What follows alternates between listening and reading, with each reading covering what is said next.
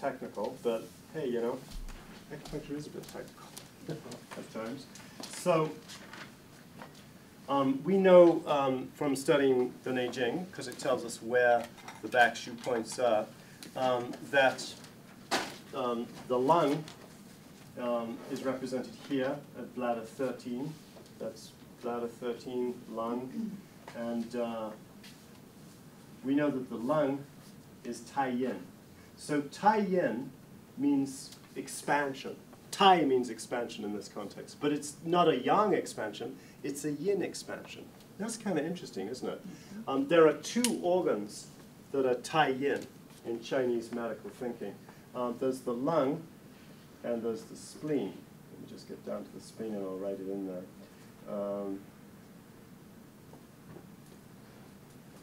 So,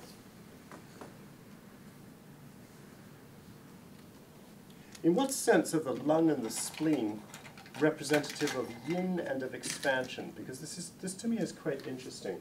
I'm going to put the spleen shu point down here too, which is at T11, and it's bladder 21. Is it? I can't even remember the numbers. 20. 20. Say it again? 20. 20. UB 20. 20? It's terrible. I should know the numbers, shouldn't I? Okay, so these are both Tiein.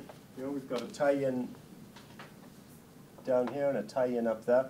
In what sense is the lung Tiein? Well, if you think about the lung, you know, think about the structure of the lung, it's got dividing and redividing through about 7 orders of division until you get to the alveoli. And there's a few hundred million alveoli, and because it's dividing and dividing and dividing, it's increasing its surface area. So if you actually were to look at the surface area of the lung and spread it out on a flat surface, it's an enormous surface area.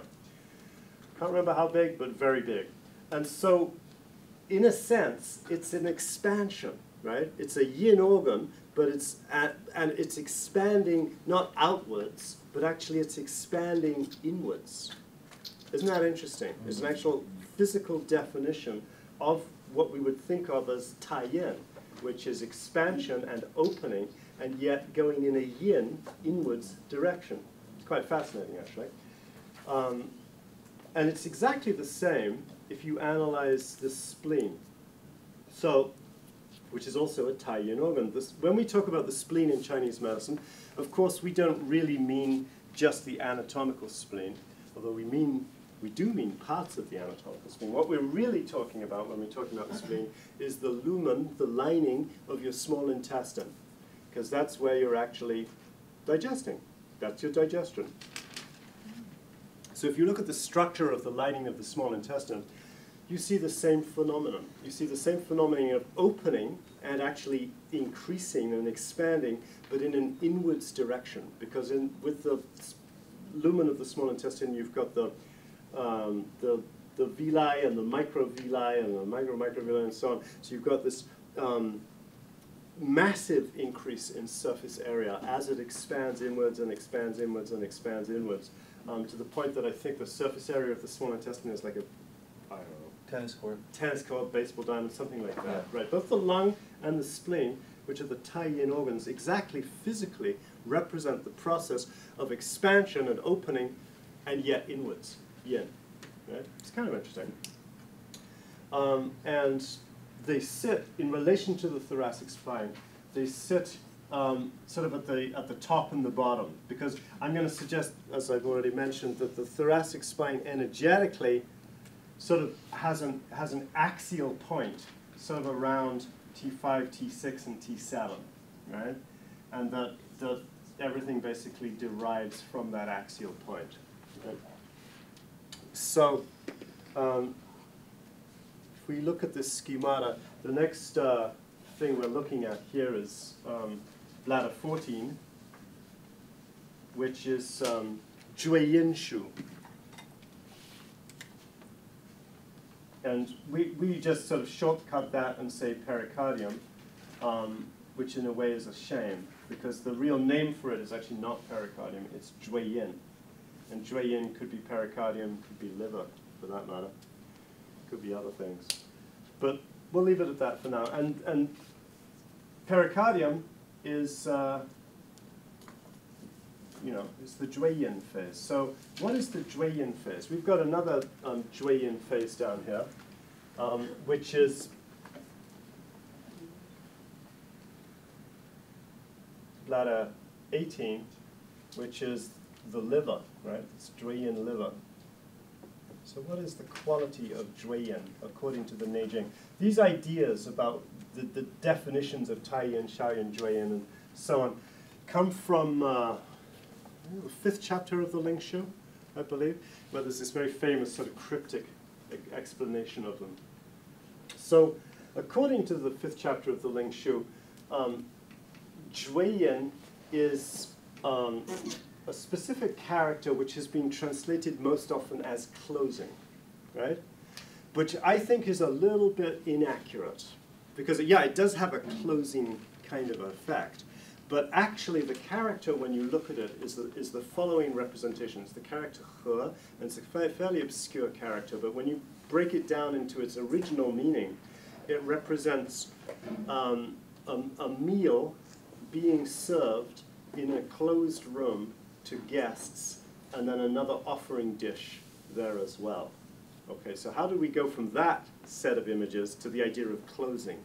Well, it's the idea of that a lot of food is being brought and served in an enclosed place. So it's the idea of closing, but it's also the idea of concentration. Exactly. So gathering. Gathering, exactly. Gathering, assembling, concentrating, are all in there, right. And somehow also food offering is in there, which is interesting. So if you think about the physiological function of your liver, your liver basically is taking all of the fatty acids and amino acids and simple carbohydrates and so on that your spleen, the lumen of your small intestine, has broken down. And from the small intestine via the hepatic portal circulation is all going into your liver, where it's being distributed from your liver to your beloved ones, your organs.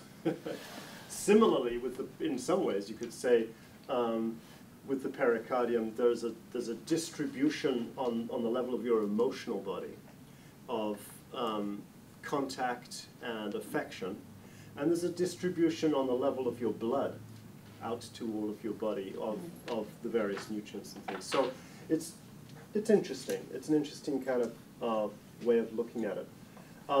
There's a man who wrote a book about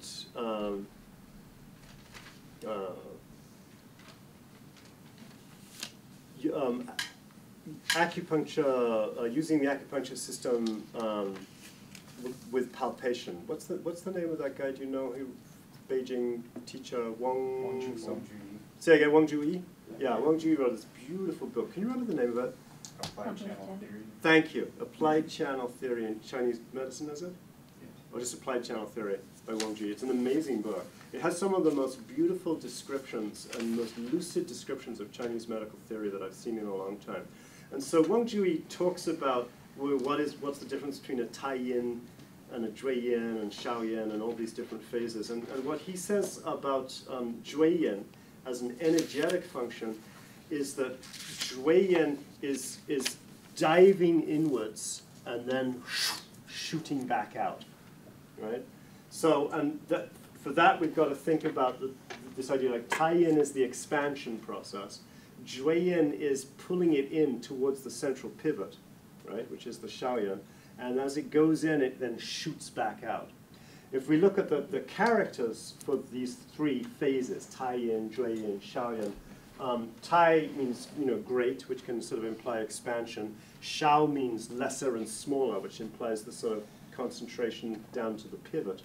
But Jue is a really fascinating character because Jue essentially is a depiction of somebody who is about to fall off the side of a slippery slope or a mountain. It's like, whoa, it's like, and so there's this sense with the Tiein energy that it is moving. But because it's Tiein, it's moving inwards. But it doesn't get all the way to the middle because the middle is occupied by Shaoyan, the unmoving pole of the heart and kidneys, right? And so it comes in towards them and then it shoots back out, like a sort of centrifugal force, a centripetal force that comes in and then gets shot out as a centrifugal force. That's the nature of the energy of Tiein. That's why when we look at the channels related to Tiein, the liver channel and the pericardium channel, they go to the furthest extent of the body. Right? The liver channel runs from your big toe to the top of your head. The pericardium channel runs to the tip of your middle finger. And that's the extent of your body, right? That's as far as it goes. So the channels of Tiein demonstrate this idea that the energy, after it came in, it shot out. And of course, we know that about liver qi, for example. We know that the liver qi, the Tiein qi, has this capacity to enter, but then to move through the whole system. It's literally centripetal, then centrifugal, right? So that's Tiein.